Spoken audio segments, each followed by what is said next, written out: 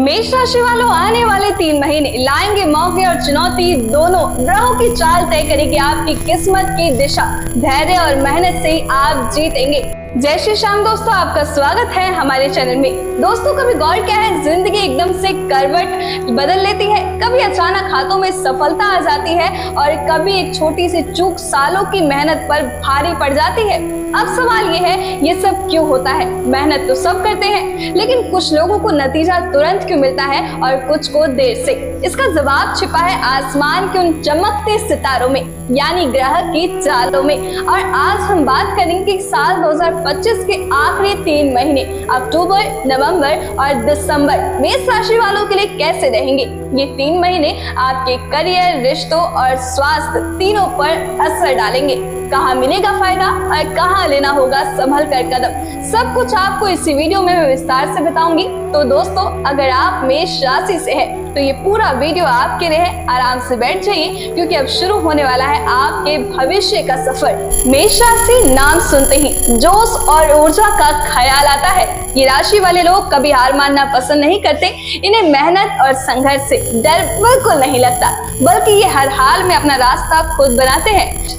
अक्टूबर से दिसंबर तक का समय इन्हीं गुणों की परीक्षा लेने वाला है। ग्रहों का गोचर आपको कई बार धैर्य की सीख देगा और कई बार नए मौके भी देगा। यानी इस पूरे समय आपको समझदारी, धैर्य और अपने आत्मविश्वास, इन तीनों चीजों का संतुलन बनाए रखना होगा, तभी आप सही मायने में आगे भी बढ़ पाएंगे। अब बात करते हैं मेष राशि के स्वामी मंगल की। मंगल को यूं ही शक्ति और ऊर्जा का प्रतीक नहीं कहा जाता। ये ग्रह जब अच्छा फल देते हैं तो इंसान को भी असंभव लगने वाला काम भी संभव करवा देते हैं। अक्टूबर की शुरुआत में मंगल आपके सप्तम भाव यानी रिश्तों और साझेदारी के घर में रहेंगे।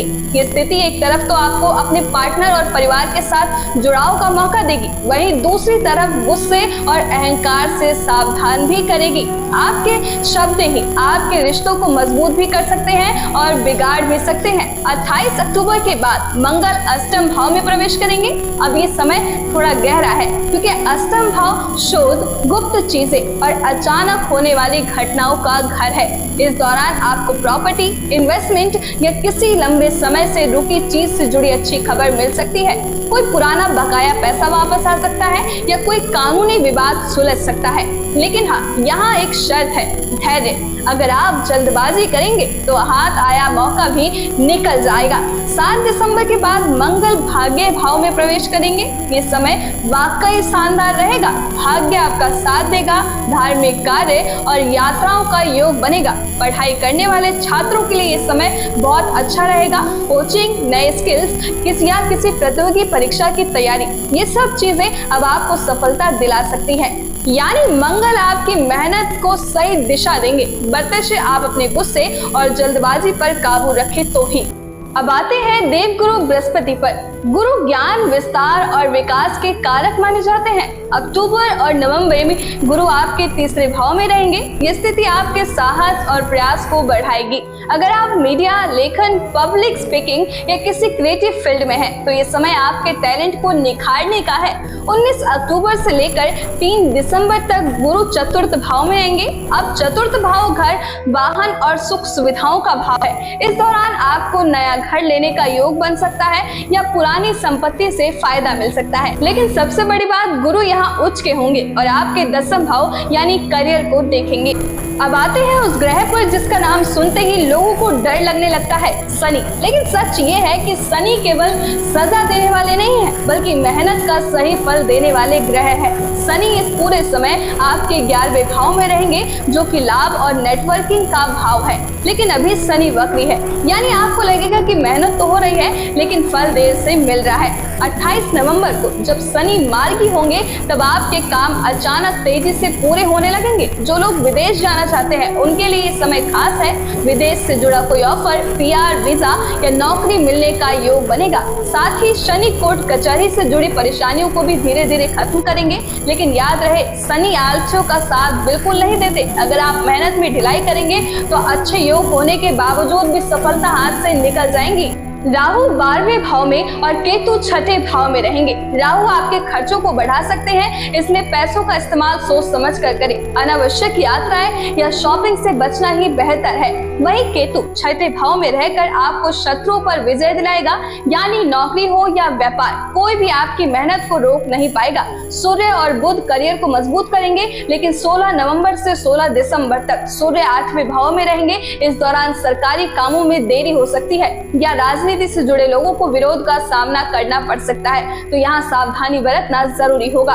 अब बात करते हैं आपके स्वास्थ्य और रिश्तों की। दोस्तों, अक्टूबर और नवंबर का समय स्वास्थ्य की दृष्टि से संतुलित रहेगा। हाँ, छोटी मोटी एलर्जी या आंखों से जुड़ी परेशानी हो सकती है, लेकिन दिसंबर में पेट से जुड़ी समस्या या ब्लड प्रेशर की प्रॉब्लम सामने आ सकती है। इसलिए अभी से खान पान पर ध्यान दें और नियमित योग प्राणायाम करते रहें। अब आते हैं रिश्तों पर, तो लव रिलेशनशिप की बात करें तो ये समय काफी अच्छा रहेगा। आपकी वाइब्स मजबूत रहेंगी और पार्टनर के साथ नजदीकियां बढ़ेंगी। लेकिन मैंने पहले भी कहा, अपनी वाणी पर कंट्रोल रखें। छोटी सी बात भी अगर गुस्से में कह दी तो रिश्ते बिगड़ सकता है। शादीशुदा लोगों के लिए अक्टूबर थोड़ा चुनौतीपूर्ण है, लेकिन नवंबर का महीना बेहद शुभ है। शुक्र जब 2 नवंबर को तुला राशि में आएंगे तो शादीशुदा जीवन में मिठास लौटेंगी। फैमिली प्लानिंग, घूमने फिरने और परिवार के साथ खुशियों का समय रहेगा। दिसंबर थोड़ा औसत रहेगा, लेकिन कुल मिलाकर रिश्तों में स्थिरता बनी रहेगी। करियर के लिहाज से इस समय मेष राशि वालों के लिए अच्छा रहेगा। आपके प्रयास जरूर रंग लाएंगे, बस मेहनत जारी रखनी होगी। जिसके पास नौकरी नहीं है उनके लिए 15 अक्टूबर से पहले और फिर 28 अक्टूबर के बाद अच्छे मौके बनेंगे। जिन्हें प्रमोशन या नई नौकरी का इंतजार है उनके लिए नवंबर और दिसंबर सफलता लाएगा। व्यापार करने वालों को भी नए कॉन्ट्रैक्ट और नए क्लाइंट मिल सकते हैं। बस याद रखिए, शॉर्टकट की तलाश मत कीजिए। लंबा रास्ता भले ही मुश्किल लगे, लेकिन यही रास्ता आपको सफलता दिलाएगा। अब बात करते हैं उन आसान उपाय की जो आपके लिए सबसे फायदेमंद रहेंगे। सबसे पहले मंगल का बीज मंत्र ओम का क्रीम क्रो भमाय नमः रोज 108 बार जपें। मंगलवार को हनुमान जी के मंदिर में सिंदूर और तेल चढ़ाइए। शनिवार को किसी जरूरतमंद को काला तिल और तेल दान करें। रोज सुबह सूर्य को अर्घ्य दे और ओम घृणी सूर्याय नमः का जाप करें। और सबसे जरूरी, गुस्से और जल्दबाजी पर काबू रखें। दोस्तों, ये 3 महीने आपके लिए मौके भी लाएंगे और सीख भी देंगे। अगर आप धैर्य रखकर मेहनत करेंगे तो साल का अंत आपके लिए यादगार साबित होगा। तो तैयार रहिए, क्योंकि आपके जीवन में एक नया अध्याय शुरू होने वाला है।